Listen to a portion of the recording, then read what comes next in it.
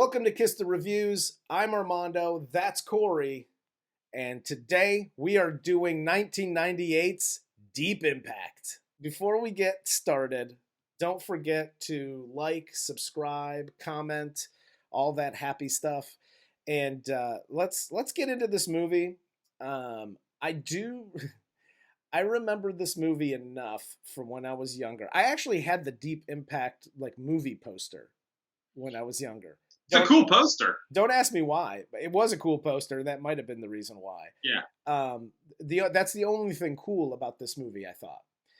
There's a few cool things. I'm not going to shit on this right from the get-go. But this movie stars star-studded cast. Robert Duvall, Téa Leoni, Elijah Wood, Morgan Freeman, Jon Favreau for a minute, Blair Underwood. The IMDb description is a comet Excuse me. Oh, excuse you. What?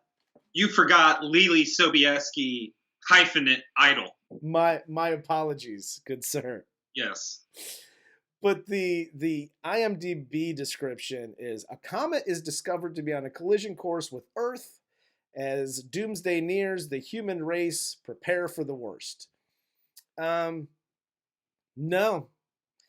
The first part of this is correct. Comet's coming. It's going to fuck up the Earth. Yeah. The human race is not preparing for the worst. They are trying every plan under the sun to stop this and prevent this from happening. Yes. But, nature. Yes. And I got bad news for him. There's two comets heading for Earth. Yes. Because Elijah Wood is the one that discovers this comet. Does he discover it, though? I have a big issue with why Elijah Wood's even in this movie. Let's just go with discovers it. They send a picture of this comet and its coordinates. Yes. So they send it to Dr. Wolf in Tucson, Arizona. Yes. They're somewhere around Virginia Beach, Maryland. Yep. Somewhere on the East Coast. Yep.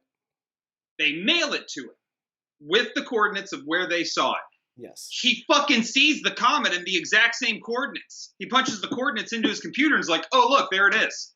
We're moving. It's moving. It's not in the same place. Yes. We're not in the same place. I'm baffled at just the immediate stupidity. It's heading for Earth. He does, quick maths, sees that it's basically going to strike the Earth in a year. Okay. So he saves things on floppy disk because he's trying to email all of this to the Department of Planetary Sciences. The Department of Scary Space Rock. So he's trying to email this, and the server keeps saying, no server detected. So instead of keeping, trying, this comet's going to be here in a year, not tomorrow. Yep. He gets so impatient and pissed, he just saves it all to a floppy disk, puts it all in a manila envelope, and decides to head out. He's driving it to wherever the hell he's driving it to this Department of Scary Things. And he gets into a car wreck because he's trying to call the people there. And there's a truck driver who drops a cigarette in his lap and, oh no, swervy things. And hits his car, sends it off the side of a cliff, right? To his death. Yep. Epic explosion. Yes. All caused by coincidence. Exactly. And then a year later, we're introduced, it just end scene. That's the whole beginning. Yep. It's a year later, we're introduced to Jenny, which is Téa Leoni, who's a political reporter. Can we call her Oliver Twist through this whole movie? Well, that's another question I had as to what the importance of her parents' divorce has on anything in this movie, because it doesn't. No. She's investigating the resignation of U.S. Secretary of Treasury, Alan Rittenhouse, and she ambushes him at his lake home or whatever, asks him about a woman named Ellie that apparently he had an affair with, but then she comes up with the conclusion that maybe it's the president who's having the affair, and Rittenhouse is just falling on the sword. Media. She gets run off the road by the FBI and taken to the kitchen of the White House. I'm guessing is where they're at, because Morgan Freeman, who plays the president, is in the kitchen. They're going back and forth. She says Ellie's name to him, and she knows that they're covering up. This is basically just a miscommunication, because she's thinking affair. She says Ellie, and they're like, ooh, ELE. ELE, by the way, is an acronym for Extinction Level Event. He basically tells Téa Leoni, like, hey, we'll get you front and center. You can ask the first question, and yada yada, things, stuff, and press conferences. To which the president comes out and basically announces that the comet's coming to Earth, but we have this spaceship that us and the Russians built in space, not on Earth, in space, called the Messiah. Mm-hmm. And we're going to be sending astronauts to this spaceship to then fly to the comet and Armageddon. The one thing I really did like about this movie is the fact that they didn't go all Armageddon, and they just hired astronauts to do this job.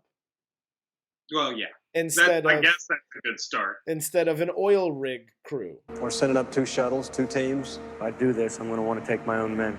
You got it. You talk about Téa Leoni's character. Yeah. And it being largely pointless. Like, I feel like she was in this movie because it followed Bad Boys, and Téa Leoni was like, her star was rising. Yeah. Because there is no point to this reporter. She's a young reporter who fucked up and tripped into literally the biggest story of all time, maybe the last story of all time. Yeah. And her main cause of friction is with, at the beginning anyway, is with her coworker, who is her boss, essentially. Yeah. Who is a White House reporter and is constantly pushing her back. Like, she even asked her, are you protecting me or just holding me back? Yes. Okay. Fuck you, you condescending bench. That's not necessary at all. But whatever. And then her boss sees her in the White House briefing room. Immediately, she's going for my job. She's gunning for my job. Okay, fine. Neat little F-plot we're throwing in there, but fine. Mm-hmm. Asteroid's going to hit Earth. Could probably kill us. We're working really hard. Téa Leoni's boss, at that point, still goes, you're gunning for my job. Dude, there's a fucking asteroid coming to hit the Earth. You have a young daughter, and you only care about this, spoiler alert, until you realize you can't just drive out of Washington, D.C. at the last minute. Well, the problem that I had with this movie is the movie could have, because this was a 2-hour movie. The movie could have been an hour and a half and been 10 times better if they just started it with the Morgan Freeman press conference. Yes, 100%.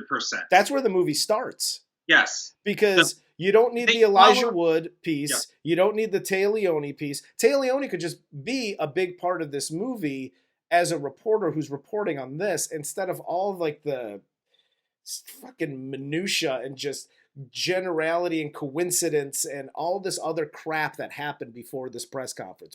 I feel like an orphan. What is the point of your character? Like you said with Elijah Wood, I can at least justify Elijah Wood, his character, because they show some really fucked up shit when stuff starts going down, and like he's trying to marry this girl to throw an asterisk on his family list. Yeah. Well, there's a lot of crazy shit that his character goes through that sort of shows a little bit of like, oh, things are breaking down and you got to do some really weird stuff. Yeah. Téa Leoni, there's no point there. Well, the problem that I had too with this whole thing is that Elijah Wood's character, Leo, is because in the press conference Morgan Freeman announces that, you know, this Wolf Biederman disc was found, and they automatically, you know that it's Leo and his family, and the whole neighborhood comes over. He holds a press conference at his school because I accidentally saw something in the sky. Cool, that's fine. But he's on the cover of fucking Newsweek? it's not a press conference. It's a school conference.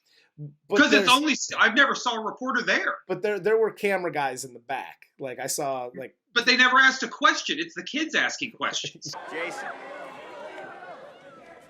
You know, you're gonna have sex a lot more now than anyone else in our class. Famous people always get sex, Mr. Perry. That's the main reason it's good to be famous. And he looks like he's about to shit his pants. yeah. And then, like, this is what I want to know as a director or screenwriter or anything like this, because I'm none of these things. How you got teenage kids, right? Yeah. Playing teenage kids. Yep. You're going to have way more sex. Tight shot on Elijah Wood. Really? Immediately pan to Lily Sobieski. She's like 16, dude. Like, oh, you know you're going to bang out. Hot chick. So this is the other issue that I have, because they're focusing so much on Téa Leoni and Elijah Wood at this point. Yes. And the real story behind all this is the astronauts that are going to this comet. And they only spend a very brief moment of them at like a cookout before their mission and at a bar. And they're all hanging out, and we don't like Robert Duvall because he's old and stuff. I would almost guarantee that they had that shot. Their training montages and shit like that, and then finally, like, these kids aren't hitting this asteroid right on the simulator. We got to bring in Sturgeon Wood or whatever the fuck his name is, Fish, who basically just plays Robert Duvall. I mean, he's wearing Robert Duvall's clothes, and it's like, oh, I'm Robert Duvall. I fly in space. But anyway, I guarantee you they had all of that footage shot. Yeah. And then cut it because Armageddon already had that. So they focused on the outside civilian relationships as opposed to what Armageddon just did. Yeah. If they just focused on that, it would have been a better Armageddon. Mm. Because, again, they were astronauts. They were trained for this. And there you go. But, so yeah, they don't like him because, he's old. He hasn't trained with them. And, old dogs, new tricks, whatever. So they fly to the Messiah in space. They get in okay, head towards the comet to intercept it. This is what I don't like. And it's with all of these movies. You could reference Independence Day. You can reference Armageddon. You can reference all these different movies, these like end of the world movies. Why does everybody have to use nuclear weapons in space? Like, that's your go-to move every single time. That's the most powerful boomala we got. Well, yeah, for a movie writer, it's the most powerful thing, with apparently no after effects and no fallout from space. Like, there's never even a thought or a question placed into one of these movies like, will the nuclear fallout affect the Earth and the atmosphere? No, never a question. Let's send some fucking nukes. Let's nuke that bitch. Nuke 'em. Get them before they get you. Another quality home game from Butler Brothers. These guys, they get to the comet, and of course, they have problems because no mission ever goes off without a hitch, or just a minor hitch. Like, ooh, just hit that button and then hit it again. We're good to go. No, it's always got to be some fucking epic problem where somebody's got to go in a hole and and we get off the comet with no time to spare, and Jon Favreau gets blown into the fucking ether. The president goes on TV. These are actually my favorite parts. Is Morgan Freeman, like, if the world's so blunt. If the world's gonna end, I want Morgan Freeman to announce it. And this is the one thing I really liked about this movie is Morgan Freeman, like, it's almost like scene on the comet, shit goes wrong. They blow the nuke. It only blows a piece of the comet off. Oh, shit, we're still fucked. Morgan Freeman goes on TV. Hello, America. It is my unhappy duty to report to you that the Messiah has failed. And then they go to the next thing, like, we're going to shoot missiles at it. They shoot missiles at it. Oh, we're still fucked. Morgan Freeman goes on TV. The comets are still headed for Earth, and there's nothing we can do to stop them. If the world does go on, will not go on for everyone. Morgan Freeman announces that they had built caves in Missouri to survive the comet because they've known about this for a year now. And only 1 million people can live in said cave. And they have it set up where 1 million people could live for 2 years. They've already chosen 200,000 people, and 800,000 people will be chosen randomly by their social security numbers. Cue anarchy. Yeah. And this is where, I had problems because the Biederman family, Elijah Wood's family, him and his parents are selected in this random draw. And he wants, his girlfriend and her parents and her little baby brother to be in on this, and they don't get the call. So then he says, well, if we get married, because we're 16, not only can he take her, but he can also take her parents, her baby brother, their dog, the cousins. If you want any, you want this big screen TV in your house, take that too. There's a finite amount of resources and room for people in these caves. But because you get married, you get to bring your whole fucking extended family. That's not how that works. I'm the famous Leo Biederman, and I haven't used my fame for anything. But I got them to let your family go too. You're like 15 or 16. You're hatching a 15 or 16-year-old's plan where you're just telling people you've done things and it's all worked out. And it's only to score puss. You're just trying to get that long-term puss. Yep. You need to take it way back, and shame on everyone's parents for just blithely going, I guess Leo said it's okay. He discovered a comet. Let's go. Not only that, first of all, I hated that line. The famous Leo Biederman. Yeah. Fuck off and talking about yourself in the third person. Yeah. So that's all I got for that PSA. If you talk about yourself in the third person, go fork yourself quickly. You're a dipshit. So yeah. I just Corey Idol says so. Yeah. I just hated all of these scenes afterwards. Obviously, there's going to be anarchy when this is announced on TV. I totally get that. And I'm not denying that that's what would happen. But you cut to Leo and Sarah get married because their parents all blindly go along with this. And great idea, 16-year-olds, let's do this. They're picking up Leo and his family, and his wife and her family are there. And the military's like, yeah, you ain't on the list. Get to step. The chick can come because she's your wife. Yep. The parents take a walk. She decides to stay with her family. Okay, that would never happen, but cool. Cut to the Ark in Missouri. And Leo decides that he's not going to the Ark. He decides instead that he's going to go back to get Sarah. And his dad gives him a hug and says, Take care of yourself, okay? Take care of yourself? How about, listen, dude, I get it. That was your girlfriend. You're going to meet a lot of people in this life, especially if you go in these caves because we'll be safe there. You're going to meet exactly 999,000 people. I'm going to grab my son by his collar and drag his ass into that cave. No. Take care of yourself, kid. Here's a watch. So you could trade for a bicycle or whatever the fuck to get to our house or our neighborhood.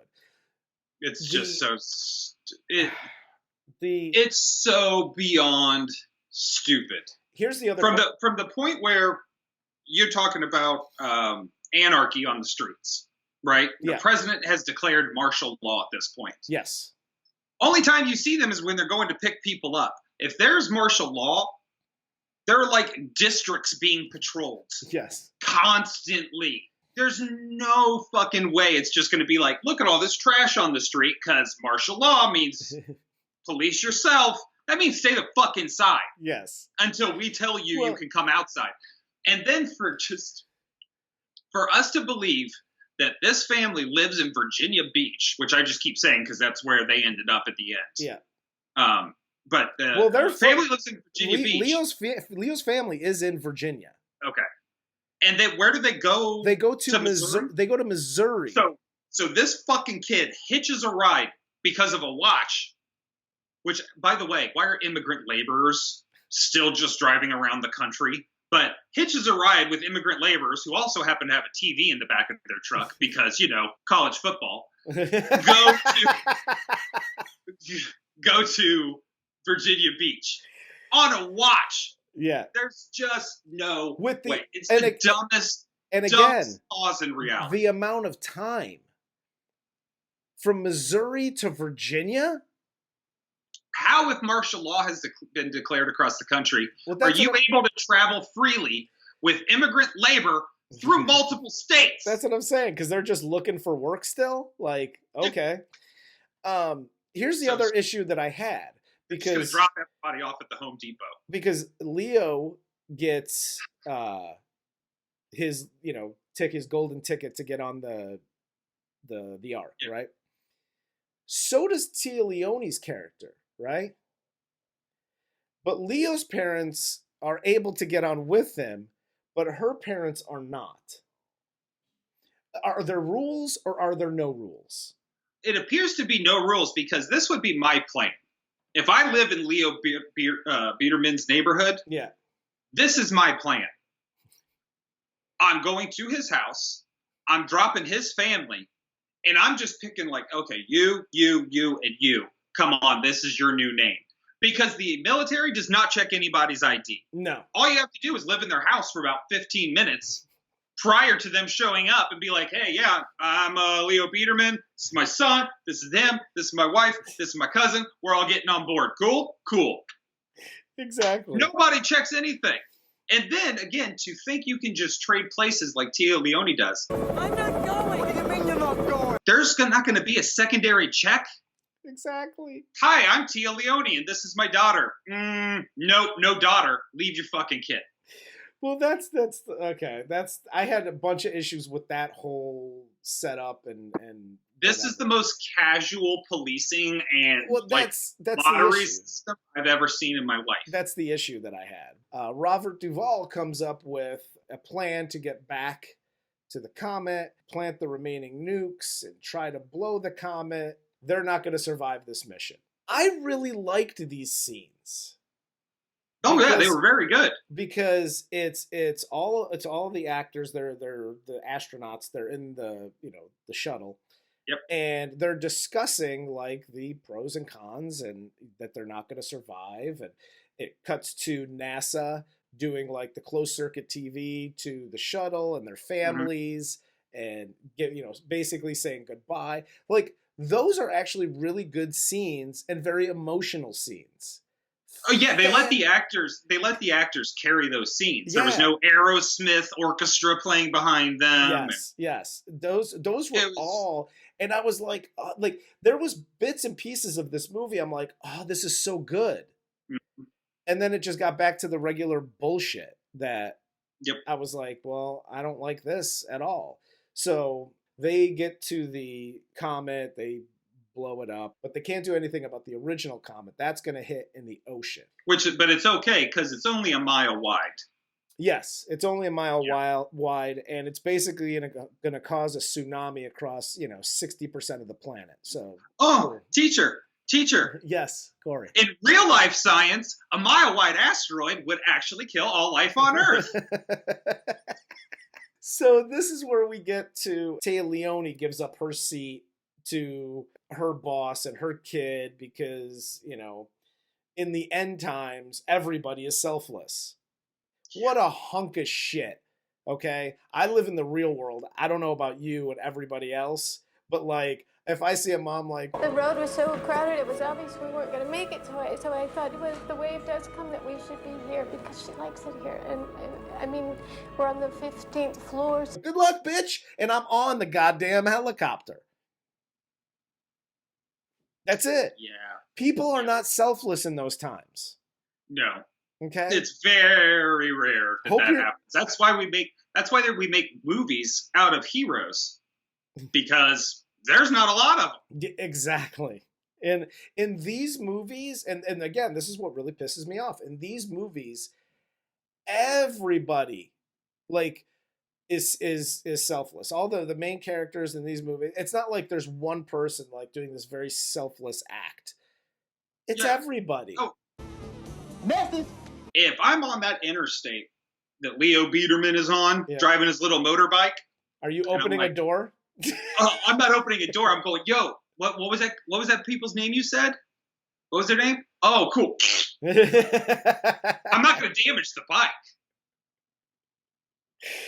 But somebody's getting snapped like a chicken bone, and I have a little dirt bike that I'm now weaving in and out of traffic. And again, this bullshit. Well, and again, he gets how they find each other. That's what I'm saying. This pisses me off so much. He travels from fucking Missouri to Virginia, first of all, in ungodly time.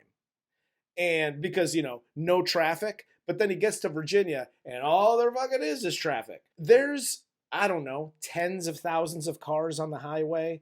He gets this motorcycle and he's traveling through and randomly finds Sarah and her family. Because of all the commotion going on and his motorbike engine going, rah, rah, rah, rah, he hears, Leo! Leo!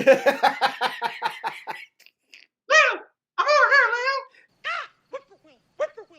Look up here! Look up here! Ah! He finds her and her family. They take the baby, put a baby on a motorcycle. Dope. And they take the baby on the motorcycle and the parents stay behind. And the motorcycle outruns the tsunami wave. I'm sorry. That's a half truth. So the motorcycle, he takes it up the mountains because the dad says, get to higher ground. And when the wave comes in, it cuts to them and they're off the motorcycle now. On like kind of a rando hill like you'd hike on a lazy Sunday. Yeah. And not like a mountain. And then they flash to New York and like the fucking top of the World Trade Center towers are the only thing that's visible in the entire city. Yes. Because it's all underwater. Yep.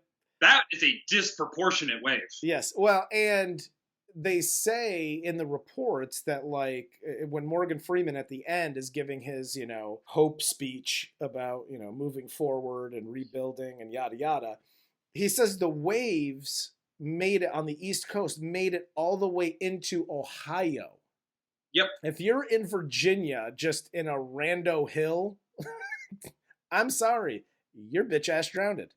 I think most of the water probably took I-70 straight through Pittsburgh.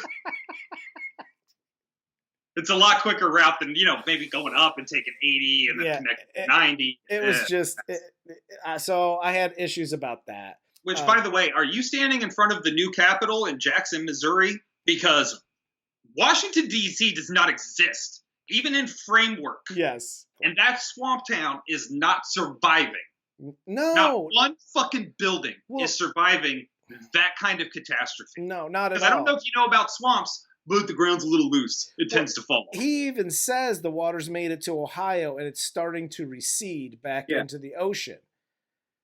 Do you know how far away D.C. is from Ohio? I do. It's 973 miles. I was going to say, that's like a 6-hour trip. The water hasn't even gone into the ocean yet. But you're having the speech on... Okay, cool. I'll suspend disbelief for that one. Yeah, let me tell you. The only person attending the speech in fucking Washington, D.C. is SpongeBob. Because everybody... It's underwater. Dude, there's like 100,000 people there. First of all, there isn't enough people to attend that speech. No, Morgan Freeman's singing Under the Sea for a speech. That's it. But that takes it to the end of the movie. And does this movie stand the test of time, Corey? No, because you learn about science. Yeah, well, this movie's just it's not. And like I said, there's scenes that are good. There's pieces of this movie that I'm like, if they just built off of this would have been great. It's just as a whole, it's just not good. And the actors all do a great job. Like it's not there. A lot of times I find myself saying that because, especially in movies like this where you have a star-studded cast to carry this movie, it's not like their bad acting is what made the movie bad. No, it's a lot of other things. It's from the writing, and I don't even care about how the movie was shot, but it's from the writing to, in these kind of movies, special effects and how the final edits are made. Yeah. And it's not, Absolutely. it's not written well. There's a slew of things that are wrong with this movie, and it just doesn't, like, when I watch it now, it just doesn't hold up. I'm just like, eh. Oh no, this seems like it was a movie that was rushed out after Armageddon, after Independence Day, were so epically successful. Yeah. That it was just, fuck it, make another one. Yeah. And I felt a little cash grabby. Yeah. And I agree with you. Like, Elijah Wood, that whole storyline, not necessary. Téa Leoni's storyline, not necessary. You could have her as a reporter. Yeah. I just don't care about her background and her mommy daddy issues, and I don't care. Yeah. I just, even watching it, like, I remember her having a bad character in this movie, and even rewatching it prepared for it, I was surprised at how much I still had room to hate her. And I love her. Oh, she's fantastic. I love her. Absolutely adore her. But yeah, just horrible role for her. And it wasn't, like you said, it's not her acting. It's the character. Yeah. The character is a whiny, shitty person who is only concerned with themselves until the very end. And it's not even an arc. It was just like, oh shit, I got to kidnap this bitch's kid to get her to go on the helicopter. Yeah. Just say get on the helicopter and fucking leave. Yeah. Nobody's going to say no. Yeah, exactly. Exactly. So yeah, it doesn't stand the test of time. What we now know and what we've been able to do as far as space exploration and science is concerned, it makes it so bad. Well, and again, a lot of my thoughts about if a movie stands the test of time is it entertaining still? Even if there are, because listen, every movie's going to have flaws, but is it still entertaining? Can I sit down and go, this is a good movie. Like, I could watch that again. And this just didn't have it. Here's the problem in my summation. If you have like an Armageddon type movie, it's pretty entertaining by and large. Yeah. Because they just go all in with ridiculous. Yeah. 2012, San Andreas. We've mentioned these disaster movies before. Yeah. They're entertaining because they just go all in. Well, they know what they are. Exactly. This tried to maintain some sort of reality that just your science in real life doesn't back up what you're trying to say would happen. Yeah. In fact, if you're going to do that, like The Martian, if you're going to have real science in a movie, it better be The fucking Martian. Yeah. Where it's just plausible shit. Yep. Well, that's all I got. I'm assuming that's all you got. So yeah. For Corey, I'm Armando. This is Kiss the Reviews, and this was 1998's Deep Impact.